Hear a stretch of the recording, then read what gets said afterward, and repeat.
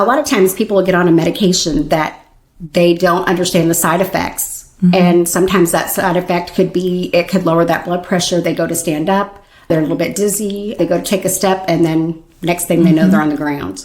Other things, you're in the bathroom and it's slick in there, you've got some water coming out of the shower, you're trying to dry off. A lot of the falls will happen in the bathroom. I would say probably 75% of the falls that I go and assist with are in the bathroom. Really? Welcome to Aging in Style with me, Lori Williams. I'm an optimist by nature, and I believe you can follow your dreams at any age. My grandmother's journey with dementia ignited a passion in me to work with seniors. I've spent the past 13 years learning about seniors and aging.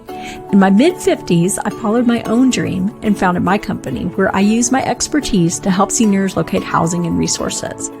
On this podcast, we cover all aspects of aging. Join us each week to meet senior living experts and inspirational seniors who are following their dreams. The fact is, we're all aging, so why not do it in style? Hey guys, welcome to the show. Today we are talking about fall prevention because a fall is a game changer in the senior world. And we talk about that all the time, that you can be going along just fine. If you have a fall, it could land you in the hospital with a broken hip. It could lead to all kinds of other things. So we want to prevent falls. So that's what we're talking about today. We are going to talk about what causes seniors to fall, how we can prevent falls, how we can look around the house and make sure that we are safe. And so to do that, we are talking today with Jacque Archer, who is an expert. She's looking at me funny, but she is an expert. She is 30 years in the medical field and has spent the past 11 years as a patient navigator with Advanced Rehab Trust Home Health. She is very active in our senior living communities. She helps families with all different types of challenges that arise with their senior parents, and she teaches better balance classes, all kinds of exercise classes in different independent living communities, as well as brain health. And she is part of the Senior Standing Tall Coalition. We kind of run in the same circles. We do a lot of volunteer work, a lot with veterans event that we do every year, and many other things. So welcome, Jacque. Well, thank you, Lori, and congratulations to you guys on your great October that you guys had. Oh, thank you. Thank you. It's been a great month, and happy that we've been able to help so many seniors. I always like to ask this question because it's always interesting to me how people kind of got into this whole senior living world. So what drew you into senior living? I think really what drew me into the senior living is when my grandpa passed away, my grandma was home alone. My cousin and I decided to take turns staying with her. So all throughout high school, I basically lived at my grandma's house. So she would have someone else there with her. So my mom and my aunts and everybody weren't worried about her being there alone. And then from there, I went to nursing home, and I worked in nursing home through high school also. And I just fell in love with the senior community. I love that. And it's so interesting to me that it is our grandparents. For most people, I ask that question. It's a grandma, grandpa. So I think that's really interesting. I like that. So what causes seniors to fall? There's many different things that can cause a senior to fall. It could be medication. It can be they need to have their vision checked. It could be a rug in the house. There's just so many different things that can cause a senior to fall, and we're going to go over some of the different things a little bit later in the podcast too, and how we can prevent those things from happening to them. A lot of times people will get on a medication that they don't understand the side effects. And sometimes that side effect could be, it could lower that blood pressure. They go to stand up, they're a little bit dizzy, they go to take a step, and then next thing they know, they're on the ground. Other things that can cause a fall is you're in the bathroom and it's slick in there, you've got some water coming out of the shower, you're trying to dry off. A lot of the falls will happen in the bathroom. I would say probably 75% of the falls that I go and assist with are in the bathroom. Really? Yep. Well, and I always hear also is that people get up in the night to go to the bathroom. Again, the bathroom. Yes. So between going from their bedroom to the bathroom, they fall. Maybe it's dark, or maybe they kind of a little woozy, not completely awake. Do you find that is the case too? Yes, that happens a lot. Easy things that can help to prevent that are put a nightlight in. A lot of times they'll trip and fall over a little rug they have there. That is one thing that as soon as I walk into someone's house or apartment and I see all these throw rugs everywhere, which used to be the big thing way back then. You see all these cute little rugs, which are great, but they're not great for our seniors when they're trying to do the 100-yard dash from their bed to the bathroom. Exactly. Well, and the other thing I noticed when I was visiting my mom last year, she has a lot of the throw rugs too. And her husband, he shuffles his feet. And all I kept thinking was, oh, this is not good. No, that is not good. And a lot of seniors do. What causes that? I mean, I guess it could be some illnesses or, just different things. But I notice a lot of seniors, as they get older, they do shuffle their feet. You see a lot of them shuffle because, you're right, because of different diseases or things that they may have. Also, you'll see them shuffling their feet when they've had a fall already. Oh, so they're scared. They're being careful. Yeah. And now they're starting to do those little baby shuffle steps, which really throws the gait or the way that you walk off even more. Oh. So that is not a great thing either. If you see them shuffling, they really need to. I have a gentleman in one of the communities that every time I see him, he'll say, glide, glide, because I tell him, glide, you're supposed to glide. You're not supposed to shuffle. It's glide. Oh, that's good to know. So, I mean, really the things to look for, like you said, medication that they're taking, or maybe like medication interactions too, could probably cause dizziness and things, and keeping the house safe. So let's get into more like prevention. So when you go to someone's house or apartment and you look around, what are the things that you're looking for to kind of, prevent them from falling? Well, we do have a fall prevention safety checklist. And I'd like to read a couple of those off. These are great things to have. Okay. For one, clear your walk path. Make sure that your paths are all clear. I had a lady one day who I was sitting there talking to, and she went to stand up, and right next to her chair, she had some newspapers and a couple magazines. She went to stand up and take a step. She stepped right on that magazine, and that magazine is almost like stepping on ice. Yeah. And she about did the splits in front of me. I was happy that I was there, but I also explained to her that, putting these things here next to the chair are not a good idea. These are the kind of things that, she might have dozed off, go to stand up and walk away get up off her chair and walk away. She's going to have that fall again. Yeah. So we had that conversation. Next time I went and visited her, there was nothing next to her chair. See, and you saw how quick it happens, how easy it is. You're fine 1 minute and then the next you're on the floor and maybe you have a broken hip. Yes. So, yes, okay. and that happens more than what we would ever know. So clear your walkways. Yes, clear those walkways. Install rails or grab bars if needed in the bathroom. A lot of people don't want to put things in the bathroom because they think it makes the bathroom not look right, or it looks like a handicapped bathroom, and people get offended sometimes by that. These things are there to make you can continue to be independent. Exactly. Put those rails in there. There's nothing wrong with having a grab rail in there. Especially, I would think, if you still have a bathtub in your house. That's just a fall risk right there. Oh, yeah. You're Trying having to step up over. Yeah. Yes, absolutely it is. Much easier if you just had a walk-in shower. Yeah. I kind of like it, actually, when I go to a hotel and they have the bars in the shower. Yes. I think it's nice. I see nothing wrong with it. It's good for all of us. That's right. To maintain or improve your vision. Routine eye exams. People don't really think about, maybe I need to get out and get my eyes checked. But if you're having vision problems, you're definitely going to have some problems with the way you walk, because you're going to try to be more careful about the way that you walk because of your vision. So go get your vision checked. And that's an easy thing to check off that list. Yeah. Watch out for the rugs. We're back to the rugs again. Remove all those throw rugs. Follow the 4 R's: reorganize, remodel, rearrange, remove. Definitely prevention.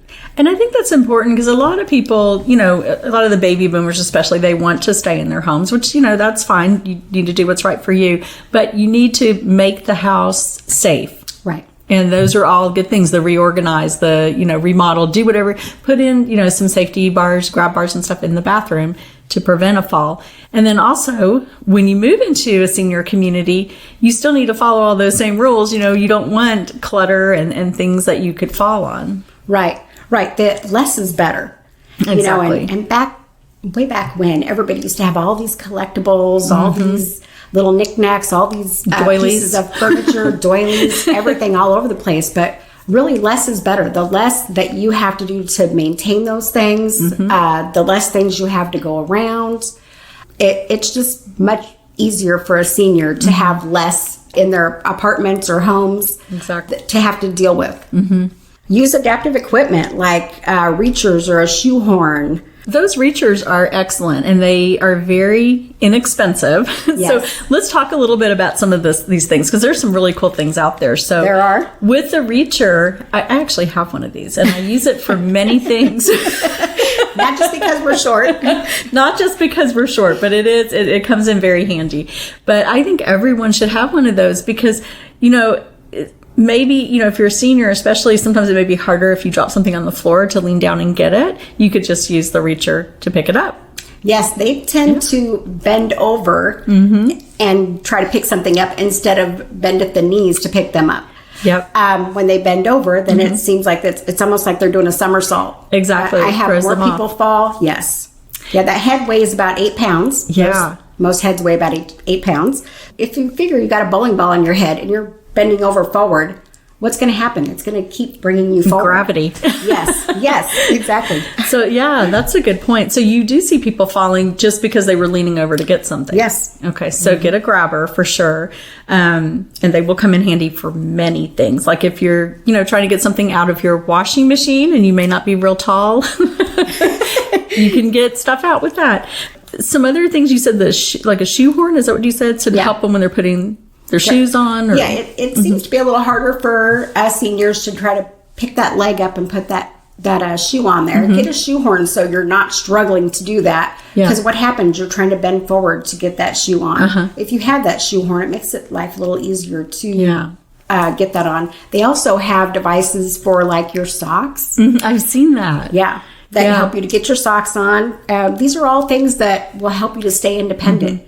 I don't think there's a lot of people out there that want to take your independence away. They want to give you that independence, and you keep that independence as long as possible. But these are ways to make you... And there are some cool things. My mom has arthritis, and she was telling me about one of the coolest things she has is she likes to put her necklace on still. Well, it's very hard to do the clasp when you have arthritis. So she found some kind of little device that you use it, and it helps you to put the necklace on. There's one for her bracelets, too. She can put those on.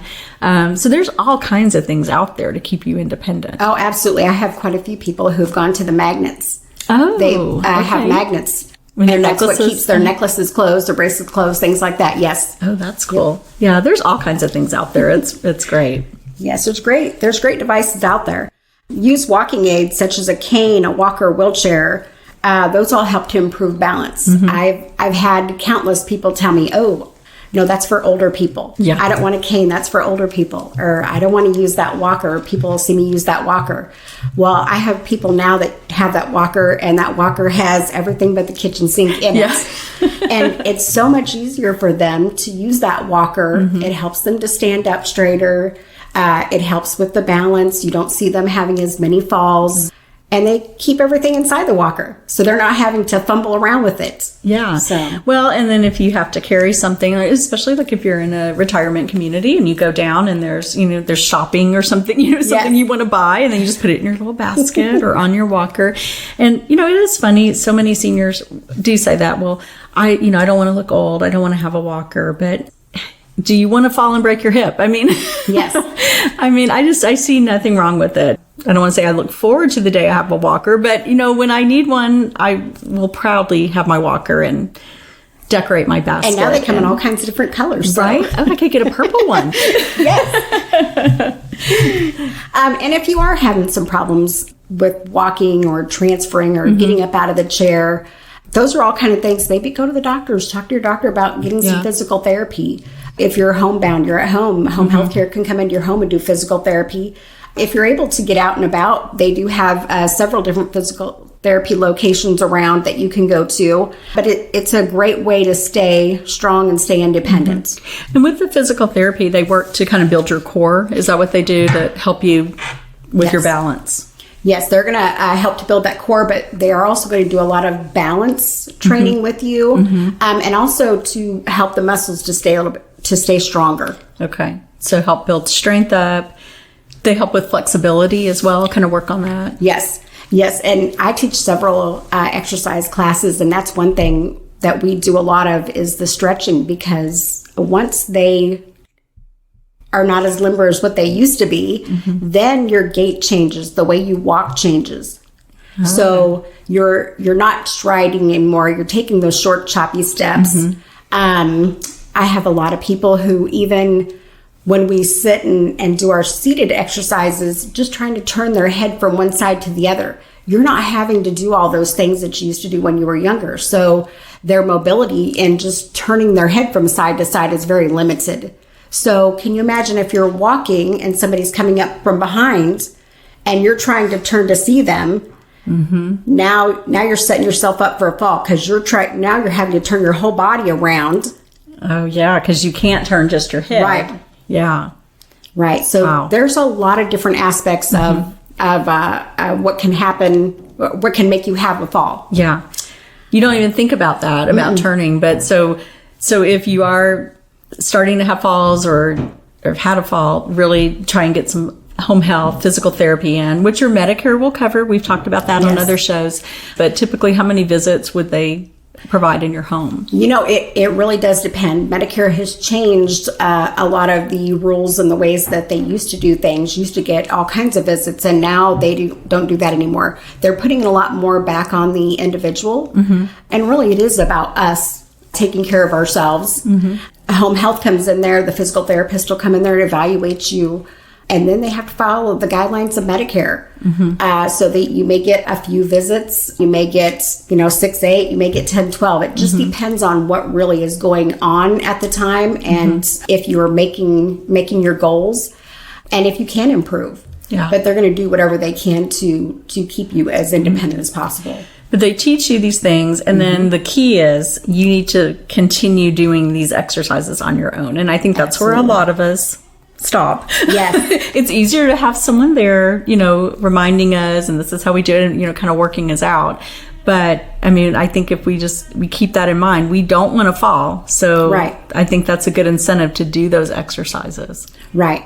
Yes. And I will tell you, I go over and over and try to empower the seniors that I work with every day in the different choices and things that they have out there. For some reason, they think that a pill or somebody else should come in and make them do these things.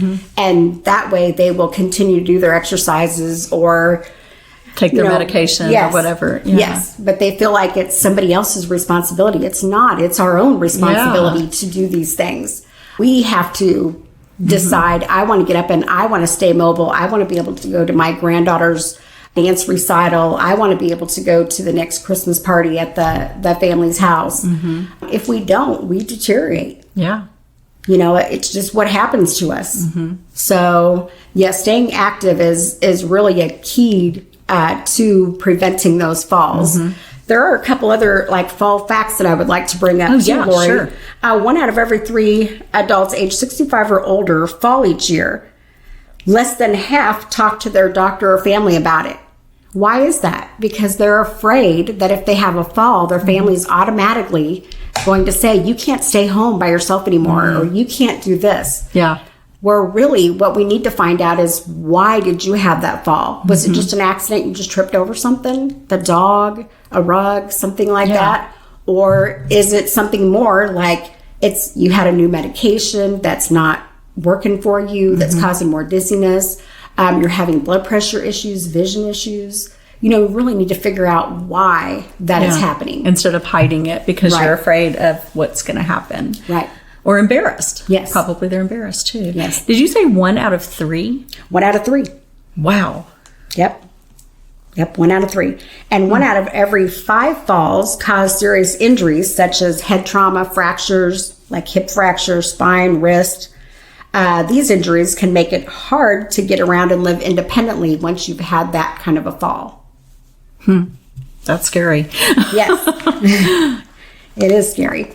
And, and we see a lot of those when they, the calls that I get where it is life-changing. I have a gentleman right now who was fine, living on his own in his 80s, and he went out to his garage to get something and fell and hit his head and had a brain bleed. So we're looking at a completely, like, we're just going from living independently at home. We are skipping independent living, assisted living. We're actually going on to a residential care home for him because his care needs are so high. Yeah, boy, it can change in an instant like that. It really can. But there's so many different things that you can do to prevent some of that stuff, and that's what you and I are here today to do. Is that's what this try is to about. Talk to people and explain to people what you can do yourself to try to prevent some of those things. Another thing is when you have 2 or more health problems, you may have a 30% increased risk of falling. So, like, for example, if you have diabetes and high blood pressure. Right. That will give you an increased risk for falling. Diabetes, what can happen? Your blood sugar can go too low. Yeah. Yep, you can have neuropathy. You're going to have vision problems. True. Okay, so you know that you're going to have those things. Now you have to think of ways to prevent, that fall, or, get the vision checked. Stay on top of that. If you have neuropathy, there's different medications for neuropathy out there. And you would definitely want to have handrails and different things that are going to help you. Absolutely. Absolutely. Why do we fall? Well, we're all getting older. We're not getting any younger. Our bones may be thin or brittle. Muscles, you could be getting some muscle loss. Hearing, vision, balance, strength. We're not walking as much. The way that we walk, overall health, the amount of medications we're on, your home environment challenges. Like if you have carpeting in one room that's really thick and plush, and then you're going to a room that has the new wood floors, you're changing from one flooring type to another. It's like you're stepping on a pillow. That's true. And a lot of people get unbalanced when they do that. Or a friend of mine was just telling me yesterday, she's very concerned about her dad, who is elderly. They have the sunken den. Remember from the 70s? Yes. That was all the rage. Steps. So you have to step down, and she worries about him because that's his favorite room. She's like, should I put a ramp in? What should I do? Because he really struggles to lift his feet to, step out of it. Yeah, a ramp or rails, Yeah. A handrail to go That's a up good and idea. down. Back then we didn't put the handrails on there. It was like, new sitting area too. So you don't want the handrails on there.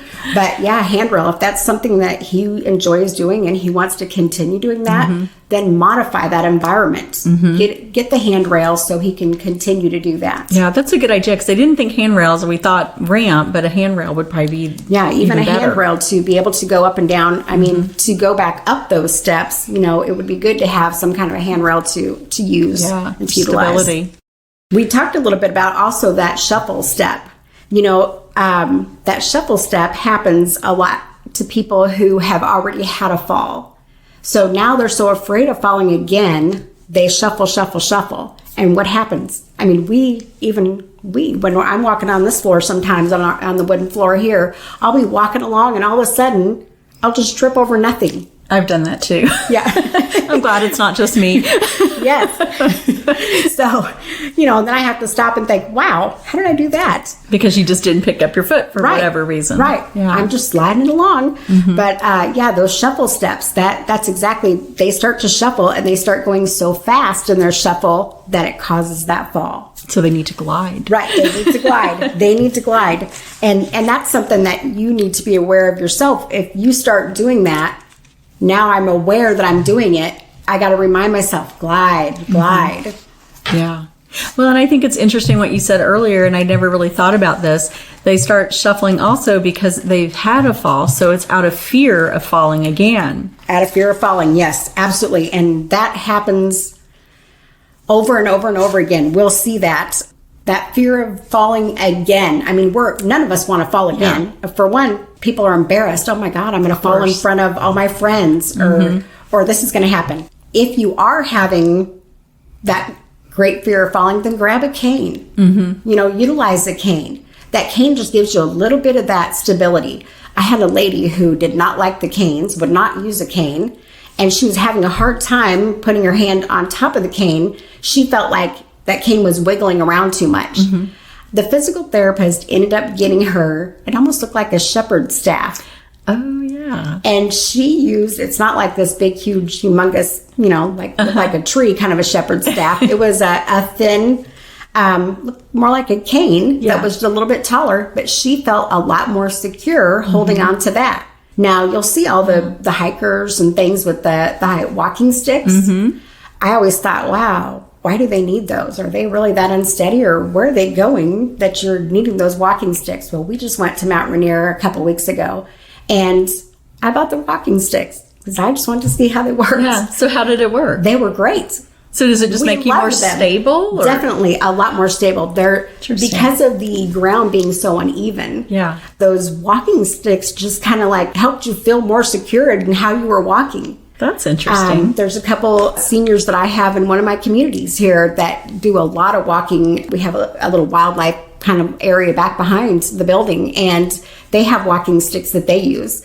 When I asked him about his walking stick one day, he said, well, half of it's for my balance, the other half of it is in case some wild animal comes running up to me. Then I have protection. So that's a good point. Multi-uses too. Yeah. That's pretty cool. Different effects on aging and balance. We have like stability, feeling stable. I can't tell you how many people I'll be standing next to and then I'll see them swaying. Like moving back and forth, and, the music's not on. They shouldn't be swaying like that. We talk to them about how they're standing. A lot of people like to stand with their feet close together. You spread the stance out a little bit more, or one foot in front of the other. You don't sway then. Right. Okay. You're not having that stability issue. Postural changes. As we get older, everybody tends to go forward. I find myself in the evening when I go home at night, and I'm pushing my shopping cart around Kroger, and where am I? I'm going forward. I'm tired. It's the end of the day. Yeah. Where do we start to do? You see people with their arms on their shopping cart, and I think to myself, oh my gosh, what's that guy behind me thinking? So now I'm standing back up again. But you see a lot of people going forward. Even when they get assistive devices, their walkers, their canes, they want to hunch over forward. That is true. I see a lot of them doing that. And I wondered, is it just because I've seen some other walkers where they're upright and it just forces you to stand up tall? Have you seen those walkers, those really tall ones? It's almost like the walker's backwards. The walker's behind you. Yeah, exactly. Yes. So does the walker sometimes kind of automatically put them in that position where they're leaning over? Because most of them do look kind of hunched over with the walker. I think sometimes their walker's not fitted to them. Okay. And a physical therapist or somebody who knows a lot about the assistive devices would be able to help you. Things are so easily available now, like on Amazon and things like that. And I've had a couple people who have bought their walkers off of Amazon. They get them, they put them all together. That I see them zipping down the hall, which is all great, but nobody's really showed them how to use them. And nobody has fitted it to them. Okay. So now I see people with their hands way up almost to their chest, but where are their shoulders at? Their shoulders are way up at their chest too. So now when they're walking, and by the end of the day, they're so stressed out, their muscles and neck hurt because they're walking incorrectly with the walker. Yeah. So they have their shoulders are kind of going up by their ears. Right. So that's putting them in that stressful kind of with their aches, giving them aches in their neck and shoulder. So if someone needs a walker, because there's so many different walkers out there, and being in senior living, you see everything up to the Cadillac of walkers.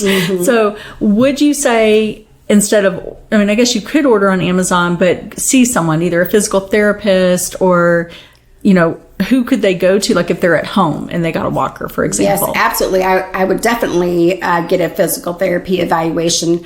If you're living in your own home, you're still able to drive. You just want the walker for stability and things along that way. I would ask your doctor to give you a referral to a physical therapist there in your area. If you're at home and you're not able to drive, then you could have home health care come in and help you to use that walker and explain to you how to use that walker properly. I see people driving their walkers. You don't drive the walker, you walk with the walker. And that's why the walker's way out in front of them and they're way back behind there. So that's not doing any good. Yeah. No, and that will cause a fall also. You're going to face plant at some point because that walker's going to get away from you. And they need to know to lock their walkers, because I've seen some people almost fall because they have some with the seated and they go to sit on it and it starts rolling out behind them. Exactly. And those are all things that physical therapists would go over with that patient or that resident and explain to them how to utilize this to the best of their advantage so they don't have a fall with their walker. I'm so glad you said that because I never really thought about it. I tell people all the time, oh, make sure your mom has a walker. But I didn't really think it through that, you have to be fitted for it properly and taught how to use it properly, or you could set yourself up for other issues. So that's good to know. Thank you for mentioning that. Yeah, I had a physical therapist a while back who actually took a string and tied it on one handle of the walker and then around behind them and tied it to the other handle.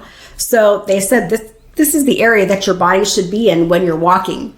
So that way they could understand that I should be up here close to this seat, not way back behind that seat. So that's why I call it driving the walker. You're not driving it. You're walking with it. Exactly. Very good to know. But another thing that people can do to prevent falls is to stay active. People get so sedentary at home. They're with COVID going on and things. People are just not getting out. They're not doing anything. But there's several things that you can do within the home. You can grab a can of peas and use that as your weight, and do some arm exercises.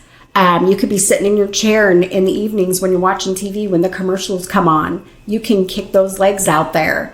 I'll tell my exercise class people, hey, when you're sitting there, and especially if you're sitting there for a long period of time, don't just jump up and go. Yeah. You can have a fall. Tap those feet a couple times before you get up out of that chair. When those commercials come on, do those leg lifts. There's many different things that you can do. I heard you say one time, and I actually do this, like we're on a Netflix binge and been sitting there way too long, to kind of take at your foot, like at the ankle, and circle before you get up. And I'm like, that's really smart. So I do that now. Very, very flexible. We do that in all of our exercise classes and things too. Even with limited mobility, there's still a variety of things that you can do, such as reading, which improves the memory, reduces stress, improves sleep, explore different hobbies. I heard you say Abby had taken up that little crystal art. Oh, the diamond painting. Diamond painting, yes. What's interesting is my husband works in senior living too, and he had a lady who's moving to his community, and she mentioned her hobbies, that she likes diamond painting, which our daughter is all about diamond painting, and he took her with him to pick out a gift for the lady and got her a diamond painting and presented her with it. And she was just thrilled, but she is very into that, which is, she actually told him she uses a light board. So it's, to kind of explain it, it's like these little tiny dots that you stick in, sort of like color by number. But because her vision's not as good, because she's older, you can buy a light board that's not expensive and put it underneath so that you can see it better, which I thought that was genius. Almost made me think of Light Bright. Yeah, exactly. Abby ordered one for herself too, because 17-year-old needs a light board. But I mean, you can. I love that, because I thought that was a good example of how she wanted to do this, have this hobby, but it was hard for her. But how brilliant, a light board, now she can do it. Yeah, staying active isn't all about doing cardio, doing fitness, doing Tai Chi and other things like that, although those are all great things to do. It is a lot about reading, exploring different hobbies, exercise regular. All those things together is what helps to prevent falls. How can my reading or improving my memory help to prevent a fall? Well, if you're keeping your mind active, you're going to be a little bit more focused on things that are around you and think about things as you're doing them. We all do those absent-minded things, but if we can keep that mind sharp and really think about, I got to move that rug, or I got to turn that light on before I walk in there. I need to place some little night lights around my house. I could see how that helps. And like we were saying, the diamond art, that's your hand-eye coordination. That has to help as well. Yeah, oh, absolutely. Absolutely it does. Exercise regularly. You can do it while seated. You don't have to stand up and do the Jane Fonda workouts. You can do Richard Simmons, which I really like him. Sweating to the oldies. But you could do a lot of those exercises too while seated in your chair. You can modify. You don't have to be, modify them. You don't have to be standing up for everything. Tai Chi is great for seniors. And there's so many great Tai Chi videos and things out there now.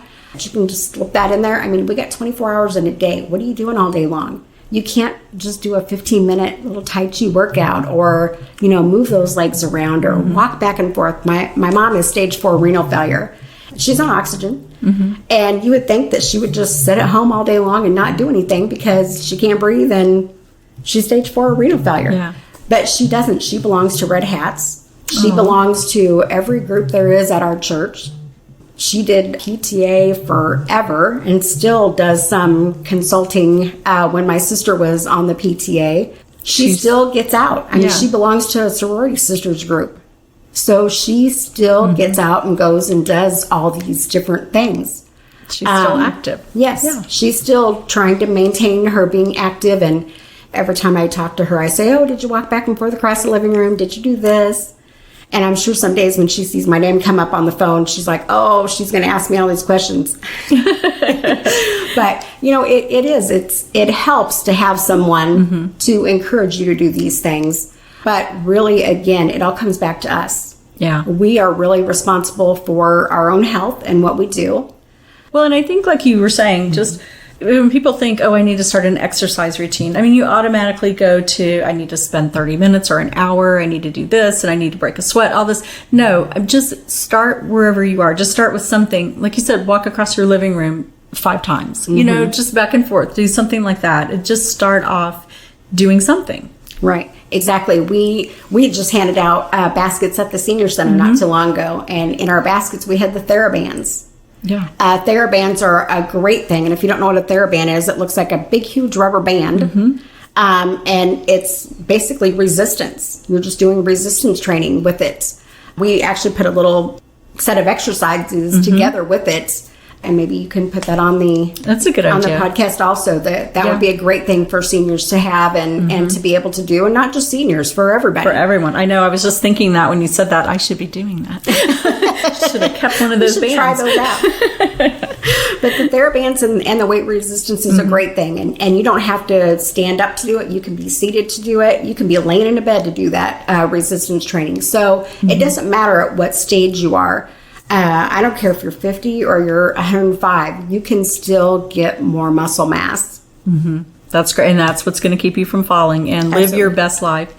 We also talked a little bit before we started the podcast about the effect on COVID. And so Jacque works in a lot of the independent living communities and she does the exercise classes to keep everyone active.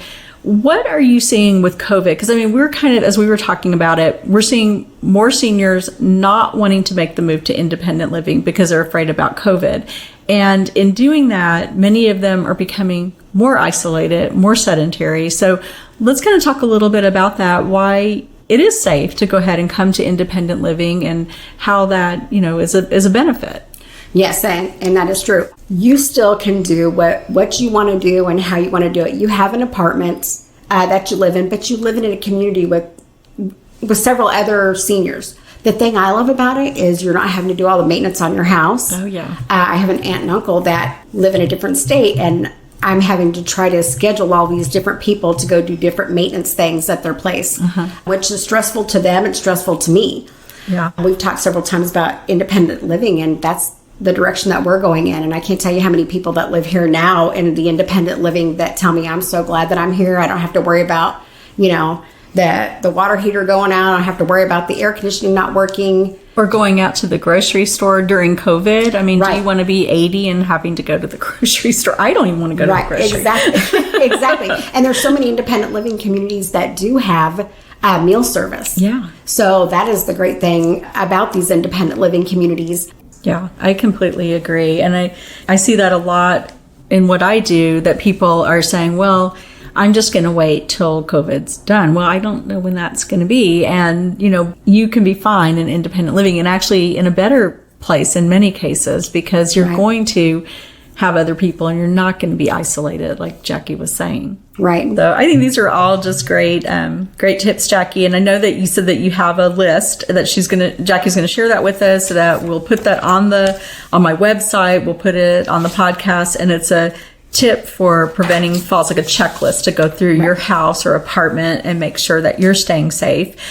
Before we end, I always like to ask everyone, is there a senior that sticks out in your mind that is an inspirational senior?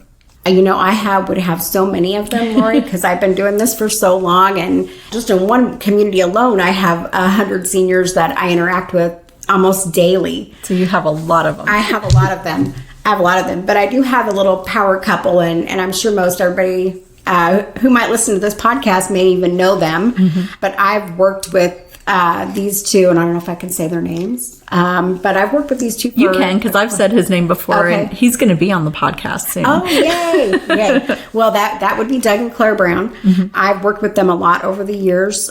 The veterans event that you do with us also is a big event that we hold every year, and we donate the funds to a different veterans organization that's local. Doug happens to be the liaison for Flower Mounds for the veterans. He's a World War II vet. Yes, he is. And he is like, if there's a volunteer organization, I think he belongs to it. Yeah, he's amazing. He belongs to everything. But that's what I encourage other people to do too, is to get involved either at your church. Someday when our daycares open back up, go do the reading daycare, the grandparent reading program with that daycare. Get active with the Flower Mound Senior Center, Louisville Senior Center, a senior center that's close to you. Even if it's something you think, oh, I'm not really that social, I don't know if I want to do that. There's so many different things that you can do within the senior center. Help with the voting. That's what Doug and Claire have been so busy doing now. They're out there, the last early voting. Yep. They were there every day. They belong to RSVP. They belong to so many different groups out there. And I really encourage people to do that, because otherwise what happens? We age so much faster. Our health declines so much faster. Then you run the risk of the falls, and you run risk of depression. I mean, it's the whole use it or lose it. That's right. With your body, with exercising, with your brain, everything. So yeah, if you just sit home in front of a TV, we're not made just to retire and to sit there in a rocking chair on the front porch. That's not what we're made to do. There's so many things and so many gifts that our seniors can give back to our community. And so many things people can learn from our seniors. Oh, absolutely. That it's important for them to stay active and stay healthy. Yeah, I completely agree. Well, Jackie, thank you so much. This has been great. This has been such great information. I've learned from you, and I know that our audience is going to learn a lot. And like I said, I'm going to have the list from Jackie, the checklist. We'll have that available to you, and then the exercise with the TheraBands as well. I'm going to start doing those exercises too. So thank you so much for being on, Jackie, and thank you all for listening. If you enjoy the podcast, please go and give us a like and follow us on Apple or wherever you're listening to your podcast. But be sure to listen and share us with your friends. Thanks so much. Bye-bye. Thank you.